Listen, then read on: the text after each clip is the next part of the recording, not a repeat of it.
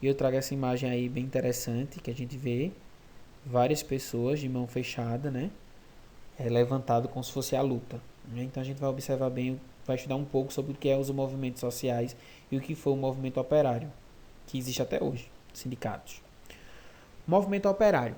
Com a aceleração da industrialização e a crescente concentração de capital, dinheiro, e a formação de grandes monopólios no século XIX, diversos países europeus, como a Inglaterra, França e a Alemanha, se destacaram com o fortalecimento de suas economias. A industrialização trouxe consigo a urbanização.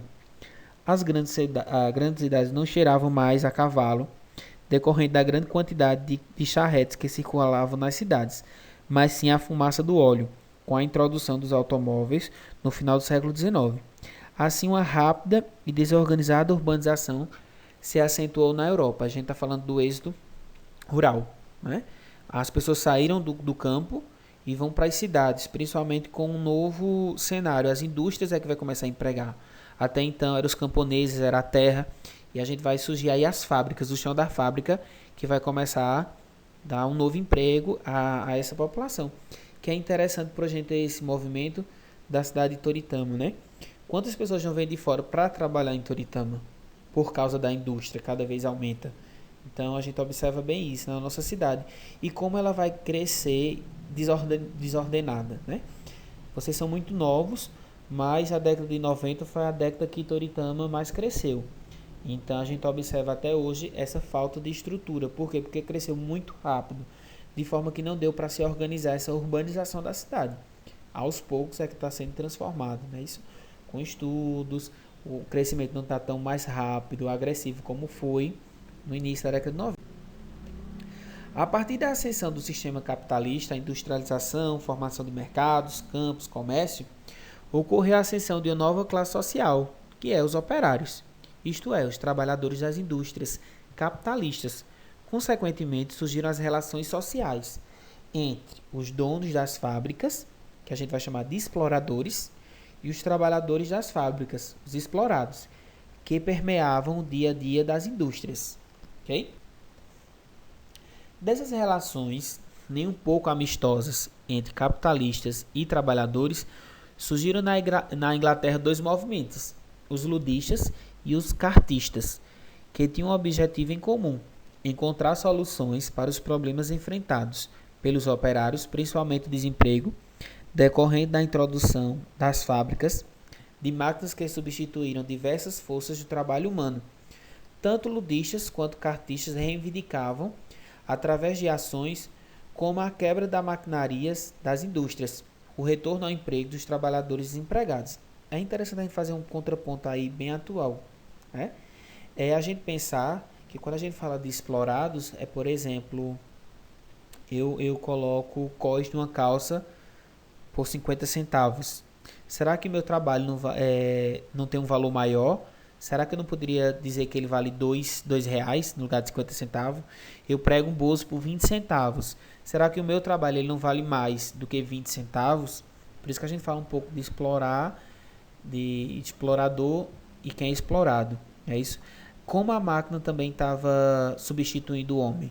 E a gente pensar hoje que vai ter, vocês vão saber bem mais do que eu, máquina de bordar. Tem máquina de bordar de 20, né? Ele borda 20 bordados de uma vez só. Quer dizer, só precisa de uma pessoa para movimentar a máquina. E ela vai bordar 20 peças de uma só vez, né? Então, veja quantos empregos a máquina não está substituindo o homem. Vamos pensar assim, né? É bem interessante essa imagem que traz vários homens aí, aparentemente, levantando a mão com a mão bem maior, né? Isso bem mais forte.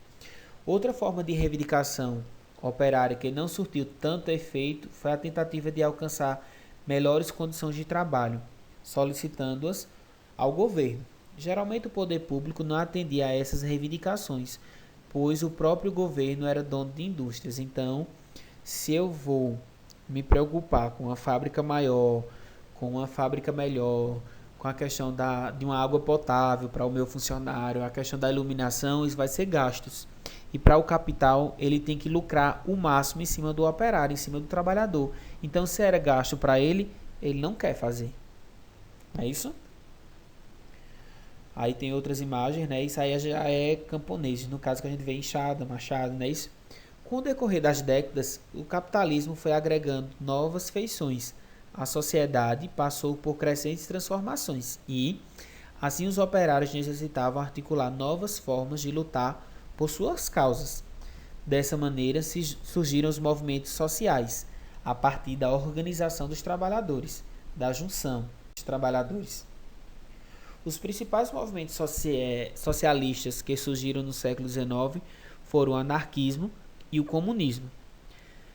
Segundo as ideias anarquistas, os operários somente iriam melhorar as condições de vida se o Estado e todas as formas de poder fossem extintas. Então, é pensar que deveria acabar toda essa organização do Estado, né, os anarquistas bem mais radicais. Daí, tem mais seguintes observações. Tanto o anarquismo quanto o comunismo pautavam suas metas em transformações sociais profundas, não solicitavam somente mudanças nas relações entre patrões e trabalhadores. Então, essas mudanças vai bem mais além do que essa relação. Era para não existir essa relação, na verdade. Era para ser, na verdade, todos trabalhadores e não existir patrões.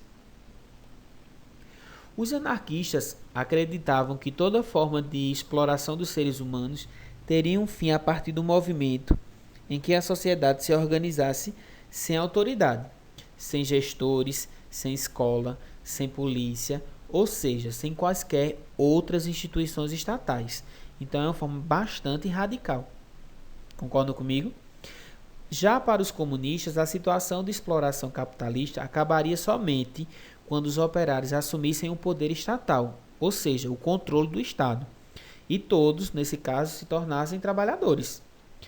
A partir daí, então, criaram novos valores sociais para aumentar a qualidade de vida da sociedade, acabando dessa maneira com a exploração capitalista. Então, tudo que era produzido então por uma fábrica era para ser dividido de forma igualitária, onde o dono, que era para ser também trabalhador, deveria ter esse lucro compartilhado por todos.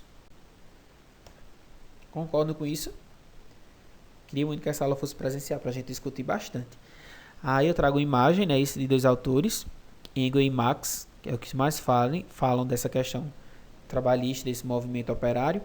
E o movimento operário se consolidou e se organizou fundamentalmente no século XIX. A luta trabalhadora havia apenas começado. Então, eu falei, é um movimento que se inicia, mas até hoje existe sindicato, movimentos sociais de trabalhadores. Né? Esses sindicatos, eles se organizam por categorias profissionais. Por exemplo, nós professores temos sindicato de Toritama, sindicato do Estado e sindicato nacional. Então, é uma forma dos trabalhadores da categoria se organizarem e lutarem por, feito a gente falou, sobre condições melhores. Né? Então, a gente pode lutar aí de forma organizada por salas de aulas climatizadas, como a gente tem na nossa escola, como um quadro de qualidade, como uma água, como uma merenda que a gente já tem, mas que a gente sempre tem que estar lutando.